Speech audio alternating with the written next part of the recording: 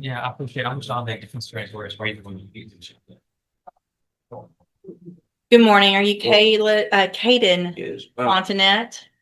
And this is 25 DCCR 1759. Mr. Fontanet was previously in court, entered a plea of guilty to the first-degree felony offense of aggravated robbery. It was an unagreed plea. I've received the pre-sentence report. Have you both had an opportunity to review that report? We have, Your Honor. The state is, Judge. Are there any additions or corrections to the report? Not from the defense. Not from the state, Judge. And Mr. Coleman, you said you have a witness or some evidence. Actually, Judge, Mr. Rojas has graciously stipulated to the admission of the surveillance video from the convenience store in question. So I don't really need to call my custodian record. With the court's permission, first of all, I'm offering states one. No objection. Make that states two because this one was the plea admonishment documentation, please.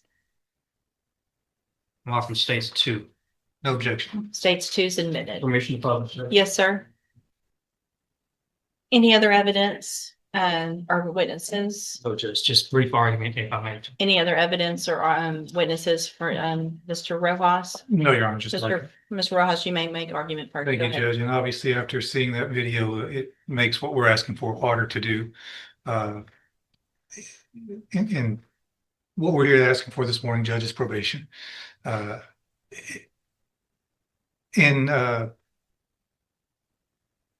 Fontainet's defense, he is a young offender. I know the court is tired of hearing the same story over and over, and young guys with guns in here. He's got a limited criminal history. I believe this is his first felony. He's never been on any kind of felony supervision or felony probation.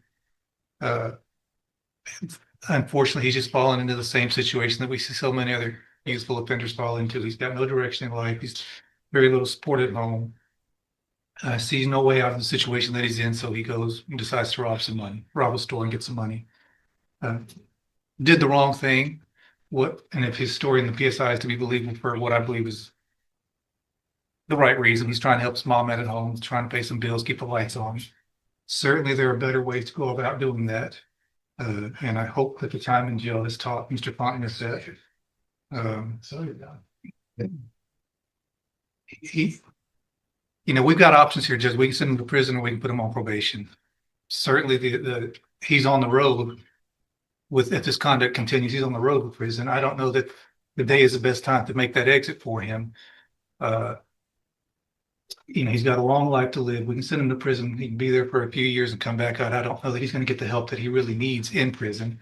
There are programs available on probation that if he's serious about turning his life around, like he says in the PSI, those programs can help him.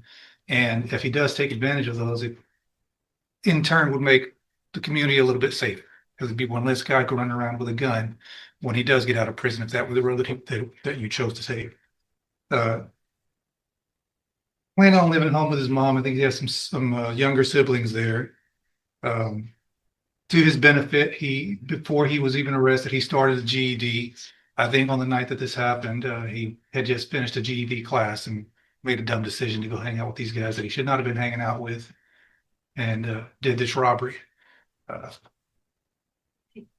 Again, Judge, you've got two options. You can send him to prison, or you can try to get him some help on probation, and hopefully he will take advantage of that. And certainly, if he doesn't, we're going to know pretty quick, and you'll have another chance to send him to prison, probably for a longer time. All right, thank you. What is the status of the other two? Are there co-defendants? Have they been charged? They have been charged, Judge, and I have both of their cases, Judge. And they have not been sentenced yet or No, anything Judge. like that? No, Okay. Judge. All right, go ahead, Mr. Coleman. Yeah, I'll be brief. Whether it's the Pine Club Apartments or Rogers Park or a Speedy Mart, you've seen this, and we've seen this in this community all too often. I'm preaching to the choir, Judge. Prayer vigils and advisory committees, all that stuff's fine, but you judge where the rubber meets the road. You are that person that can protect the community from somebody like this defendant. You are that person that can either let him walk out of this courtroom on probation with a piece of paper with conditions and promises that he won't resort to this kind of violence that you saw on that video, or you can ensure that the community is safe by putting him behind steel bars, concrete wall, and razor wire fence. Judge, I'm just asking. I'm not in the habit of begging, but on behalf of this community, I'm begging. that you sentence this defendant to prison. The message that needs to be sent to this defendant and his circle of friends and anybody who would want to be like this defendant is that if you pick up a gun with the intent to commit violence, you're gonna pick up a 15, 20, 25-year prison sentence, Judge. And I'm just asking that you do this on behalf of people who live at the Pine Club apartments, who just want to live in peace, people who want to go take a walk at Rogers Park and not be robbed, and somebody that wants to stop at a Speedy Mart convenience store and pick up some snacks without becoming a victim of a robbery. That's all I have, Judge. Thank you, Mr. Coleman. So,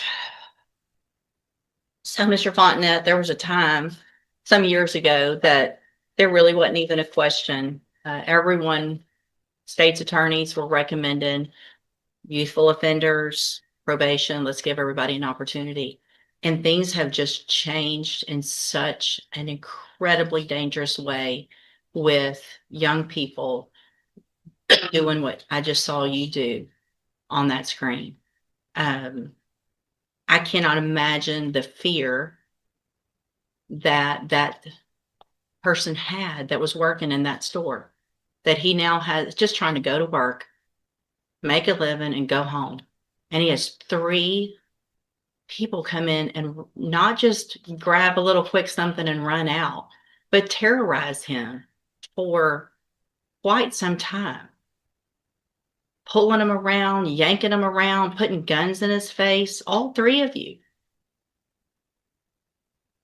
I also, in addition to the PSI, get jail incident reports. And you apparently like to fight and jump people, which is what's been happening in the jail.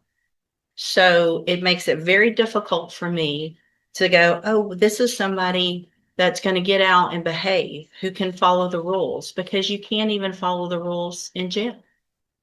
And the pre-sentence report shows that you're a high risk level, which tells me that after they've looked at everything, that you don't have, unfortunately, a good likelihood of being successful if I were to put you on probation. And Mr. Coleman's right. We're tired of it. And there's got to be something done. So in cause number 25, DCCR 1759, I'm going to find that you entered your plea of guilty freely and voluntarily. I'm going to find sufficient evidence to find you guilty. And at this time, I'm going to find you guilty of aggravated robbery. I'm going to sentence you to a term of 25 years in the institutional division. I'm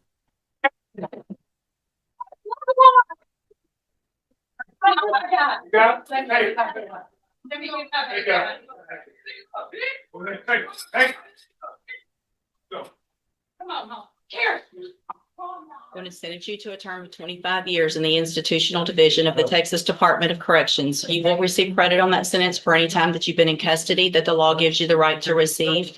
I'm handing you the trial court certification. This was not an agreement. You have some rights to appeal. I have also handed you a written admonishment regarding your ineligibility to possess a firearm or ammunition. Because of the judgment entered against you, you're ineligible under Texas law to possess a firearm or ammunition. Possession of a firearm or ammunition could lead to charges against you. You can talk to Mr. Rojas about any questions you have about that. I am making an affirmative finding of a deadly weapon. Mr. Fontenette, I understand that this is harsh, and I know you believe this is harsh, but I think this is necessary. I hope that you go and you make things right. You can get out of prison. You're still going to be young, and you can make your life better.